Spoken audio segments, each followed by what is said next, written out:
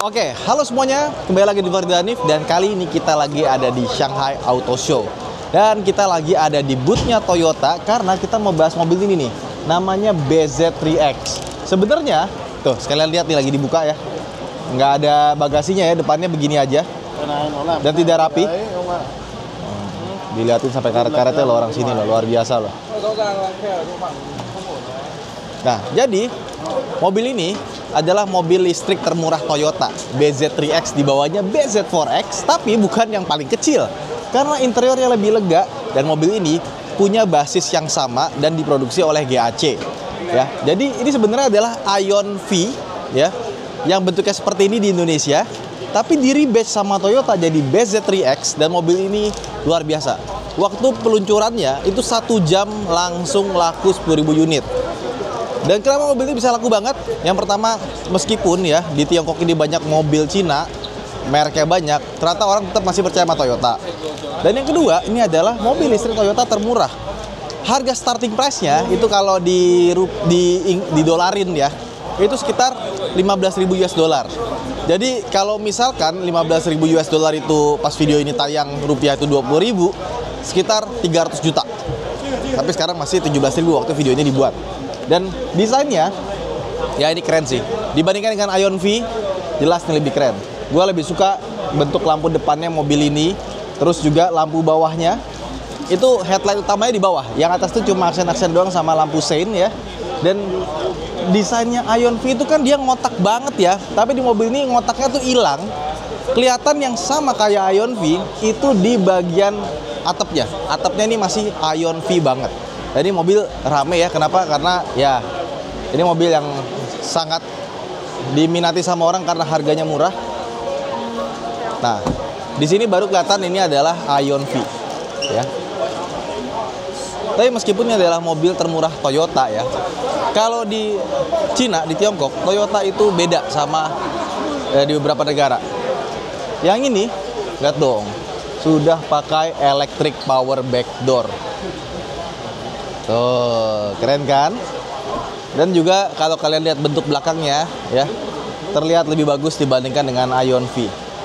Toyota ini kalau dia langsung impor dari Cina bawa ke Indonesia, apakah harganya bisa seperti Aion V? Ya, semoga bisa ya, karena jujur ngomong BZ4X sih secara spesifikasi segala macamnya agak kurang. Dan mobil ini karena dia bentuk bodinya sama, platformnya sama, range, tenaga mesin dan kawan-kawannya itu sama persis sama kayak Aion V yang ada di Indonesia. Persis, nggak ada bedanya. Ya, desainnya bagus, gue suka. Kacanya lumayan tegak dan di bagian atas ini ada kamera, buat kamera spion dan buat kamera 360-nya dia ada di bagian bawah sini ya. Yuk kita buka yuk. Agak-agak mirip kayak Sienna gitu. Nah belakangnya bagasinya gede ya. Sama kanan kirinya sini agak bolong ya. Dan kalau kita buka bawahnya, ini gede banget nih. Ini kayaknya kalau segede gini dimasukin spare tire yang full size pun harusnya bisa. Sama nih mobil di Tiongkok itu selalu dikasih ginian ya. Kalau misalkan mobilnya mogok atau semacamnya, nah pas kita keluar pakai ginian biar lebih kelihatan sama orang. Nah ini kalau untuk bannya bocor, dikasih tabung bertekanan tinggi ya, sama ada sealernya. Ini sebenarnya lebih praktis, tapi cuma bisa dipakai sekali aja. Habis itu nggak bisa lagi dan tekanannya nggak terlalu gede. Gue lebih seneng yang pakai itu loh, yang pakai colokan. Jadi colok terus ada kompresornya bunyi gitu ya. Oke. Dan Toyota sebenarnya juga ngeluarin BZ7 di situ. Ini yang paling rame. Kalau kita lihat siluetnya itu kayak Toyota Crown ya, Crown yang sport. Jadi semuanya BZ nih. Baru di sana beda. Tapi ya dibandingkan dengan Aion V, sebenarnya Aion V di Tiongkok juga sama kelengkapannya. Nah, BZ3X ini meskipun dia mobil listrik termurahnya Toyota, tapi lengkap. Sensor LiDAR-nya ada ya. Terus di bagian kanan kiri ini ada kamera, ada kamera lagi. Jadi kameranya 3 di samping ya.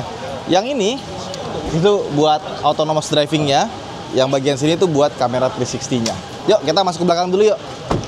Nah ini buat masuk bukanya seperti ini. Wah, ngejreng banget ya. Lihat door trimnya. Ini pakai soft touch kulit nih, kulit sintetis lagi ya sampai sini. Ini plastiknya nih kayak daur ulang kalau kita lihat ya. Sudah all auto power window. Ini speakernya dari Yamaha. Sama ini kayak dark room tapi bener-bener gelap banget dark roomnya. Nah bagian sini baru dia pakai plastik. Ini warna orange itu bener-bener ngejreng ya. Ke mata tuh langsung mencolok, set gitu. Yuk masuk. Nah, di dalam sini, ini kursinya mirip sih kayak Ion V ya, empuk-empuknya, bisa mundur banget loh ini. Ini paling mundur loh. Ini rebahnya tuh rebah banget emang. Tapi yang kanan kenapa tidak bisa serebah yang kiri ya? Oh, karena ini sepertinya. Enggak. Loh. Ini buat? Oh, oke.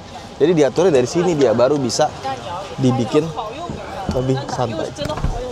Wow, gede ya. Lihat dong, kakinya lega. Bawah ini buat kaki sih nggak terlalu gede ya, buat masuk ke dalam telapak kakinya. Dan dia punya atas nih panoramik yang gede banget sampai ke belakang, ya. Terus armrest juga ada. Nah, ada tempat penyimpanannya nggak sih di sini? Ada ya, tuh. Ada kabel USB Type-C-nya. Jadi kita bisa buat ngecas HP, sama di sini kayaknya buat naruh HP nih. Let's see. Kita coba taruh HP di sini. Ya bisa. Begini juga bisa. Atau, nah, ini juga bisa. Oke. Terus ada ventilasi AC di bagian sini, sama ada, oh ini USB biasa bukan USB Type-C.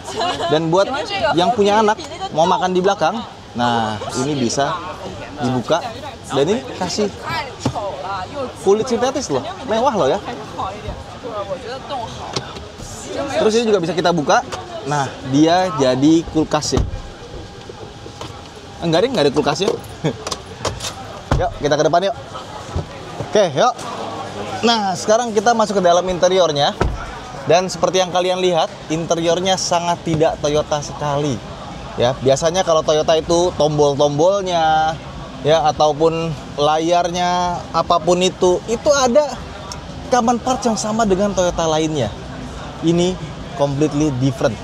Gak ada yang sama seperti Toyota lain. Mulai dari tombol-tombol buat, double glass. Power window-nya itu nggak sama. Ini speaker Yamaha-nya juga. Ini kita lihat perintilannya, AC dan kawan-kawan. Ini sangat tidak Toyota sekali. Ini lebih kayak mobil lain sih. Kayak misalkan apa ya? Kayak Daihatsu jadi Toyota? Nggak juga. Ini bener-bener completely beda. Even user interface-nya pun juga beda banget. Coba lihat ke tengah. Ada nggak Toyota yang interface-nya kayak begini? Nggak ada kan? Ini bener-bener beda banget. Ya. Bahasanya Cina lagi seperti biasa. Ada kamera 360 seperti ini. Jadi puter-puter. Nggak terlalu smooth ya. Oke.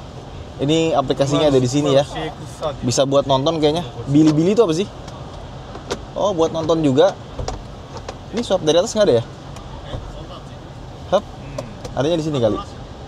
Oh, ini wifi-nya, Bluetooth ada di sini. Oke, pesan, wireless charging, profile, peta, ya. Peta di Cina tuh keren deh. Kita bisa tahu kalau misalkan lagi lampu merah tuh berapa detik gitu. Keren banget. Ini AC-nya juga semuanya full digital dari sini ya. Iya, dan tuh lihat. Interiornya benar-benar berbeda sama Toyota yang kita kenal. Beda banget. Kenapa 30 sih? Panas dong. Nah, tapi overall ya, ini mobil ada BZ4X kan di sana kan, dan itu yang lebih mahal dibanding BZ3X. Ini way much better loh. Interiornya better ya, ini juga build quality-nya bagus, fit finishing-nya bagus ya. Ini bahan-bahannya juga bagus. Terus ini ada tempat buat ya bisa naruh-naruh sesuatu ya di sini ya. Ada pattern-pattern segitiga-segitiganya. Terus sampai ke bawah sini. Ini push start stop engine button ya, bentuknya begini nih. Ada gambar petir. Lucu banget. Kayak lain daripada yang lain. Dan untuk shifternya ada di sebelah kanan sini. Ini bisa kelihatan banget nih, shifternya persis sama punyanya Ion ya. Tuh, sama GAC Ion Y Plus V itu sama. Setirnya agak berbeda sedikit, terutama dari logonya. Ada logo Toyota di bagian sini. Terus untuk tempat penyimpanan, sayangnya di bagian sini tuh nggak ada tempat buat naruh barang. Nggak ada laci, nggak ada glove box ya. Jadi langsung naruh HP di sini 2 biji. Yang sebelah kiri bisa dipakai buat wireless charging. Di bawah ada tempat penyimpanan yang cukup besar ya, dan ada colokan USB di bagian sini sama kabel colokan 12 volt. Cup holder ada di sini 2. Ini ada tempat kayak buat naruh handphone, dan ini bisa dibuka. Tapi dia nggak ada kulkasnya. Iya, kenapa nggak ada kulkas ya? Wah, ada bisa dalam lagi loh. Tapi kenapa nggak ada kulkas ya? Karena di Ion V itu ada kulkas kan, seinget gua ya. Kulkasnya di downgrade. Oke, lanjut. Terus di bagian sini nih, lihat deh. Ini dipasang tempat holder buat handphone loh.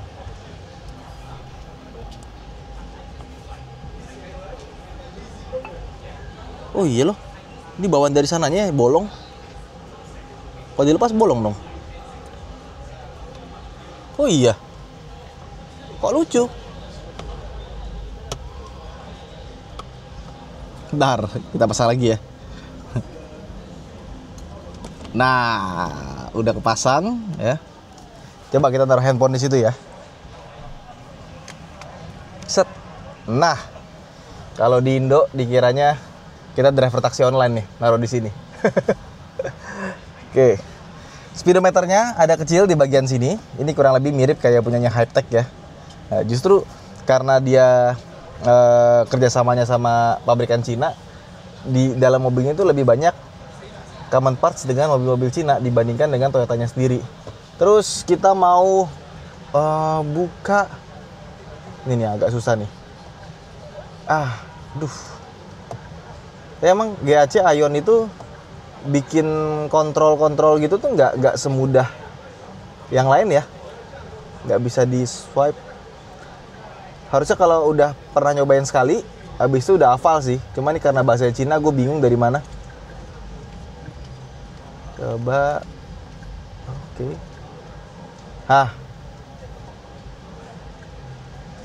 Bukan. Kunci bukan. Nah, ini apa? Bukan.